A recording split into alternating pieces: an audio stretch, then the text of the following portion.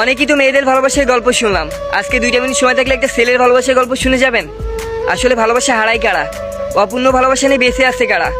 মধ্যবিত্ত করে ছেলেরা। বড়লোকরা কখনো ভালোবাসা হারায় না, আর যারা হারাইছে তারা সত্যি ভালোবাসতো না, জাস্ট টাইম পাস করতো।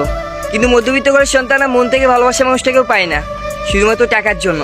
আসলে মধ্যবিত্ত ঘরের সন্তানরা মন থেকে ভালোবাসে, কিন্তু এই সমাজে মন থেকে ভালোবাসার কোনো গুরুত্ব নাই।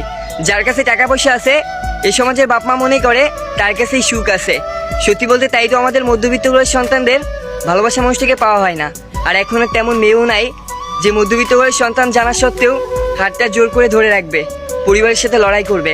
এখন সবাই টাকা পয়সার পাগল হয়ে গেছে। সত্যি সেই ভালোবাসা অনেক সুন্দর, যে ভালোবাসা মেয়েটা জানবে তার ভালোবাসা মানুষটা একটা মধ্যবিত্ত পরিবারের সন্তান, তার ভালোবাসা মানুষটা একটা নিম্ন শ্রেণী নিম্ন চাহিদা নিয়ে বেঁচে থাকে, তারপরও মেয়েটা সবসময় তাকে সাপোর্ট করতেছে। মেয়েটা ভালো করে জানে তার ভালোবাসা মানুষটা কখনো দামি রেস্টুরেন্টে নিয়ে তাকে খাওয়াতে পারবে না, কিন্তু কোনো এক ফুড পার্কে 10 টাকার বাদাম কিনে তাদের মনের কথা শেয়ার করতে পারবে। সত্যি সে ভালোবাসা অনেক সুন্দর, এমন মেয়ে খুঁজে পাওয়াই কষ্ট। সত্যি বলতে ভালোবাসা তখনই পূর্ণতা পায় যখন দুজনের চাওয়া সঠিক হয়, দুজনের চাওয়া এক হয়। তবে এখন এমন মেয়ে খুব কম আছে যে কিনা ভালোবাসা মানুষটার জন্য পরিবারের মানুষগুলোর সাথে যুদ্ধ করতে পারবে, পরিবারের মানুষগুলোর মুখের সামনে বলতে পারবে সে একটা ছেলেকে ভালোবাসে।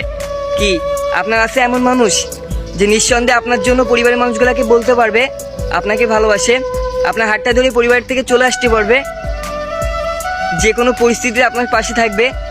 থাকলে তাকে মেনশন করে যায়, দেখি তার ভালোবাসা কেমন।